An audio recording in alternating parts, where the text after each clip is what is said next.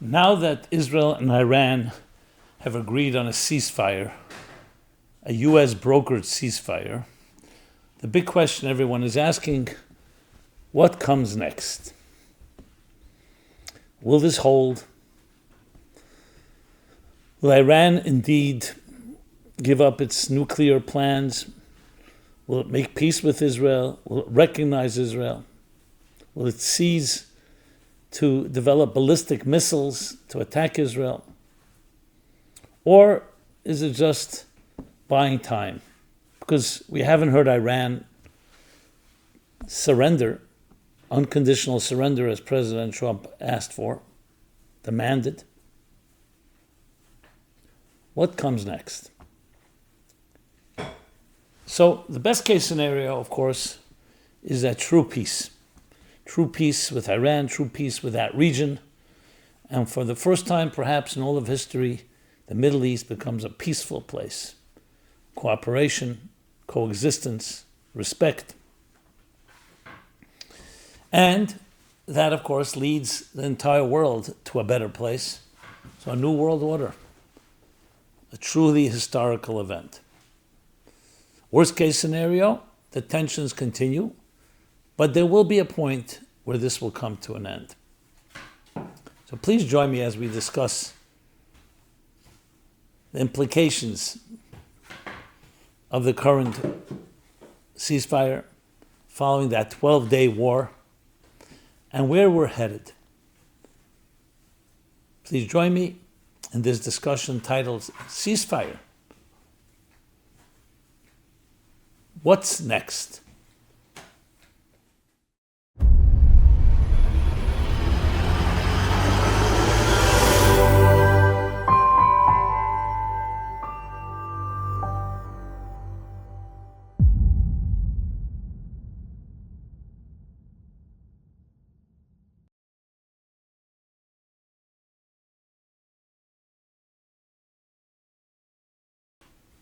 Hi, this is Simon Jacobson, and we'll be discussing Ceasefire. What's next? This program is dedicated by Elisha Wiesel in loving memory of his parents Eli and Marion Wiesel. So the big question everyone's asking, after the U.S. brokered ceasefire between Israel and Iran, which followed a 12-day war, what will happen next? Because on one hand, some are pointing out President Trump had demanded unconditional surrender and a total end, an unequivocal end to any Iran's aspirations for nuclear weapons. We haven't heard that stated. On the other hand, you can argue that all their nuclear capabilities have been rendered essentially non-functional. And their military has been seriously weakened by Israel's onslaught. So in effect, they have been defanged. But the world is still, everyone is still in a tentative mode. Will Iran indeed give up its nuclear aspirations? Development of ballistic missiles against Israel. Will it recognize Israel? Will it make peace with Israel? That, of course, is the hope. Or will it continue with its militant and violent call for the destruction of Israel? Either way, events have been put into motion, that are definitely going to change that region, as I've discussed in my previous programs from the day we began this battle. As I shared, I was in Israel literally hours before Operation Rising Lion was launched on Friday morning, leaving one of the last flight out of Israel, spending time a few hours earlier at the wall with President Javier Milei of Argentina, together with Prime Minister Netanyahu. 12 days later, Netanyahu returned to the wall and said, I have placed a note here 12 days ago, and I'm placing another note that the lion has risen. So clearly there's also the acknowledgement, a recognition that this is more than just a military war. There's a spiritual dimension to it. And that Israel recognizes the need for God's help. And as I've been discussing, there are cosmic, historic, spiritual, psychological implications that have been set into motion, leading to a new world order. There's no question about that. The question is how fast it will take. So again, the hope is that this will indeed usher in an era of peace in a region that has been ravaged for centuries, if not millennia, of battles. And in many ways, there is a spiritual religious battle. Because then what is really driving Iran's hatred of Israel? Is it land? Is it resources? No. It's a certain Muslim, radical Muslim rejection, or worse than that, absolute war against Jews in Israel. However it's couched. And we know from the different prophecies and the different statements made in many different places that at the end there will be confrontations between Persia, which is essentially Iran. It was renamed Iran. It was renamed from Persia to Iran in the 20th century. The language is still called Farsi, which is essentially Persian. The battles that will rage there, battles against Israel, battles with the Roman, Western, Christian civilization, the clash of civilizations, as has been coined. And that will be the end story. And then there will be peace. It'll usher in a new age of permanent peace. Because ultimately, the ultimate battle is the battle between what is God's cosmic larger plan, and how do we integrate it into our world. As long as any religion feels it has to be the dominant one, and therefore destroy the others, there will never be peace. In many ways, that is what drives, especially Muslim radicalism, Muslim fundamentalism. I've discussed a number of times Sayyid Qutb, Qutb. So even though I believe he's from the Sunnis, but there are obviously common denominators with the Shiites, arguing for jihad, religious war, against the infidels. And who are the infidels? The Jews and the Christians. And that's why you hear often the words, the Crusader Zionist conspiracy. Now, if you trace it all back, it goes back to the house and tent of Abraham, whose son Yishmael would be the ancestor of the Ishmaelites, the Arab Muslim world in general terms. Isaac, the ancestor of the Jewish people. Esav, son of Isaac, the ancestor of the Roman Christian, Western Christian world. And Jacob, his twin brother, Esav's twin brother, again, son of Isaac, the ancestor of the Jewish people. And those battles began there. It was all a battle of bringing a higher state of consciousness and morality into a world. But how do you do it? Do you do it through war? Do you do it through kindness? Do you do it through love? And what happens when there's a clash between the material and the spiritual? Materialism is clearly antithetical to the spiritual. The ultimate answer is the answer of integration, spiritualizing the material, not destroying it. But there's that tendency when you see something that you consider heresy. So Qutb calls for a war, a true war, claiming that the Muslims have replaced the Christians, who have replaced the Jews as the chosen people. Now, with that attitude, obviously Christianity and Judaism are a threat. Hence, United States as the great Satan, Israel as the small Satan. And Islam must dominate. And when the mullahs and the ayatollahs of Iran take that literally, you have the call for Israel's destruction, and United States destruction for that matter. I know that Qutb who was for the record, was executed by President Nasser in Egypt in 1966. So I know he was the teacher, the mentor of bin Laden. But that's more of a Sunni thinking. I don't know his effect on the Shiites and the Iranian theology. But generally, the same principles. So peace means not the destruction of Islam, but the taming of Islam. That's the ultimate goal. And I say that because when you think ahead, many people think just technically, let's just get rid of nuclear threats, ballistic missiles, let Iran recognize Israel, let there be peace. But that's on a practical, technical level.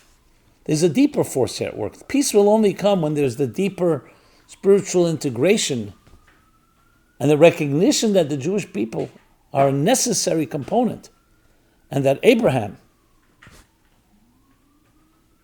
is the father of all nations, and ultimately Ishmael makes his peace with Isaac, and Esau makes his peace with Jacob. Now Esau has made peace with Jacob. When you think of the United States of America, many of the Western nations, is a form of peace, even though it's not perfect. But Ishmael, especially that part of the region, the Persians, that needs to be reconciled. And indeed, the Talmud tells us that the two nations that will prevail till the coming of Mashiach is the Roman and the Persians. With the emphasis that at the end, the Romans, meaning the Western, will dominate and control the Persians, which in a sense is what just happened now. With obviously Israel and the Jews involved, more than involved, leading the way. But with American bombing, the US bombing of Iran, and essentially that's Rome, Malchus Edom, the Edomites, vanquishing the Persians.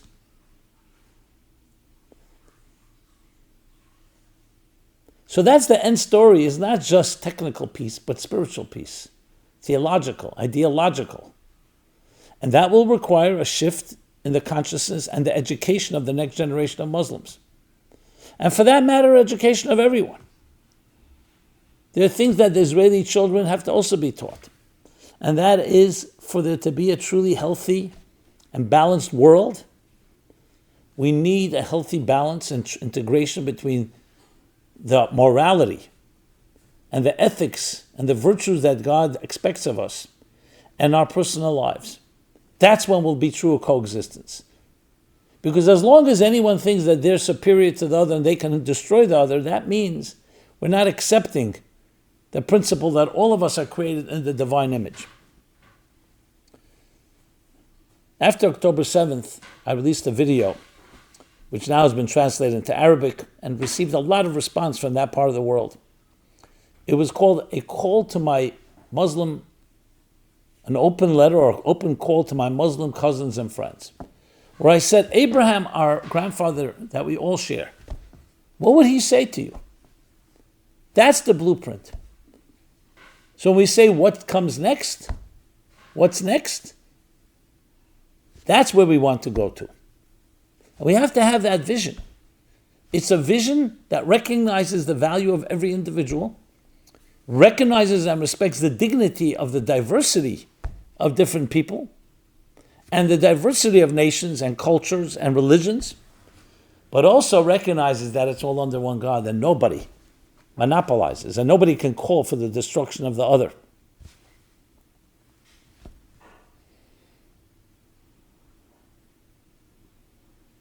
The ultimate export of Israel is stated in a verse in the book of Isaiah in the beginning. From Zion will come Torah and the word of God from Jerusalem. What does Torah mean and what is the word of God? It means the recognition that for life to be successful and healthy, even on a secular level, we need to answer to a higher calling. The founding fathers recognized that. Consciously or subconsciously, when they wrote that all men are created equal, all people are created equal, and have, by virtue of that, inalienable rights that endowed to them by the Creator, freedom, free expression, freedom of religion, etc., they recognized the words of the Bible that applies to every human being on this earth, that every human being was created in the divine image. And yes, there is diversity. That's part of the beauty, but not divisiveness. And that's our challenge. When that becomes the number one export of Israel, the world will be a very different world. But we're very close. So when I hear Netanyahu never really acknowledged or stated publicly, wrapped in a talit, those prayers that he said, you start sensing that there's a recognition of a higher calling. When President Trump acknowledges God and thanks God, invokes the name of God, when President Milei does the same, Argentina, you sense a paradigm shift. But it hasn't caught on entirely yet. And that's what we should be fighting for. The recognition of that higher consciousness. That's messianic consciousness. That's what all this should be leading to. I wish there'd be a world leader that would get up and say exactly that to everyone. And demand, say to Israel, it's in your Torah, it's in the Torah that, it's a universal Torah, but in your Torah it says that from Zion will come Torah and the word of God from Jerusalem. What is that word of God? Of how to deal with this diversity. And let's teach it to our children. Let's teach it to the next generation. That's the true next steps. So we can focus on the ceasefire itself. Is it real? Was it imposed? Is it going to lead to a better future? Will there be setbacks? What we need to focus on is the next steps, the bigger picture. I sure hope that this message gets to President Trump and Prime Minister Netanyahu and the leaders of Iran. I will do everything possible to make sure it's translated. And I will send it to my dear friend President Milei as well, who definitely has a role here to play. His conviction, his moral clarity, his being there just hours before the operation. And we have to make sure that this is what the contagious message that has to spread virally in a positive way. The domino effect, the butterfly effect, the ripple effect. And means it's a message to each one of us individually. It's not just observing the events, which is yet another expression of the voyeurism of us watching the news. We have to be part of making the news. What do we tell ourselves and our families and our children? We also have diversity. We may even have conflicts. But let's rise higher. Let's find that common denominator, that we are all part of a cosmic orchestra, a cosmic symphony.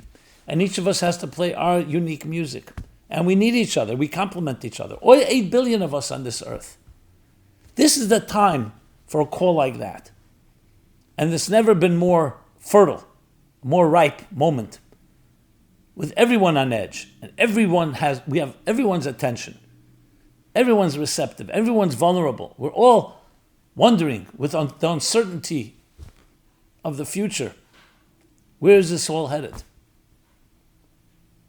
So 2 things, it's headed toward that total harmony.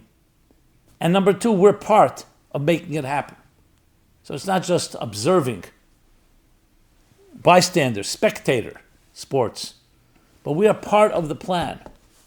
And it's something we need to become aware of and make others aware of. There's so much ignorance out there. Ignorance. Ignorance can lead to malicious behavior, but it begins with ignorance. An absence of understanding the dynamics of what define human beings, or what define our common destiny. Sometimes it takes crisis to wake us up. The United States and the Founding Fathers recognized these truths that they consider to be we hold them to be self-evident. After crisis, they were being oppressed by King George of Great Britain, and they finally had to break free. Crisis is what brings out our greatest strengths. The Jewish people, after their long, 2-century-old bondage and slavery and genocide under the Egyptians, it forged them into a powerful, resilient nation that is here till this day. As they were oppressed, we're told, they flourished and they thrived and they blossomed. So too may these events now serve as a wake-up call. First the events in Gaza, then later now in Iran, and everything over and in between and over and under, and especially over the last decades. That would be the only way to redeem all the pain and the loss and the tragedies of these wars.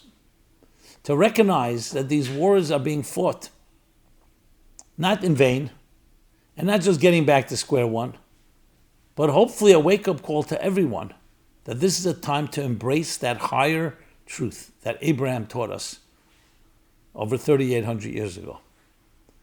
That the focus and mission of our lives is to bring lasei tzedakah mishpat, to do charity, to be virtuous and just and kind, and to teach that to our children and infuse it in our homes and make that the calling of our generation. Abraham taught that a long time ago, but it was not embraced immediately. It was only his children and those that were influenced by him, a small group of people. The rest of the world were pagans who were not interested in a higher calling. They had their calling, self-interest. And that is what dominated for so many centuries and millennia. But the children of Abraham, namely Yishmael, and before that Esau, meaning the Christians, did begin to embrace these teachings. At Sinai, we're told that God actually offered the Torah that comes from Zion. He offered it to the children of Esau and the children of Yishmael. And as the Talmud that I mentioned earlier says, they were the two, that Persia, which is Yishmael, and Rome, are the two main nations that God offered the Torah to. And ultimately, they did embrace at least parts of it. And they will embrace all of it. And what are we embracing? Embracing a world where not dog eats dog and survival of the fittest, and therefore war dominates because one's interests conflict with another's, and the only way to resolve that is through war. To recognize, no, there's a higher force at work. And we're all children of Abraham. And we're all creatures of God, children of God. That's the calling of our times. How do we convey and disseminate this message to every person on this earth? That's the biggest challenge. I am dedicated to that, as well as my team. And I hope you join us. And I say us, I don't mean we're part of it. My feeling is that all of us should embrace it as our own. It's not embracing one organization or one team, this should be a universal calling, a universal clarion call to each of us. That's where this is headed. That's what the end story is. And we will be able to say that in the year 2025, we were part of making it happen. We were part of embracing the higher calling, understanding how it fits into our lives, and how we require the cooperation and the cross-pollination with others that are not necessarily like ourselves, of the other religions. A total cooperation where all the nations of the world, in their diversity, the children of Yishmael, the children of Esau, the children of Isaac and Jacob, and all cultures and all races will recognize that we are all part of a larger tapestry, all necessary and all complementing each other in a cosmic symphony. Yes, a cosmic symphony. And we have responsibilities to act on it. So may this be the last bloodshed, the last casualties, the last tragedies. May the hostages be completely released and the wars in Gaza conclude as well. All ushering in a new age, a new world order of peace and harmony. A world where there be no more evil and destruction, because the world will be filled with divine knowledge as the waters cover the sea. As stated in the book of Isaiah. May that be quickly and immediately, and may we do our part of introducing that in our personal lives, in our collective lives, our communities, our workplaces, our homes, and may it spread like one flame lighting another flame, without the first one getting diminished, only stronger, to every corner of this earth. Thank you so much. This has been Simon Jacobson of Meaningful Life Center, meaningfullife.com. Please, if this message was meaningful to you, please share it with others.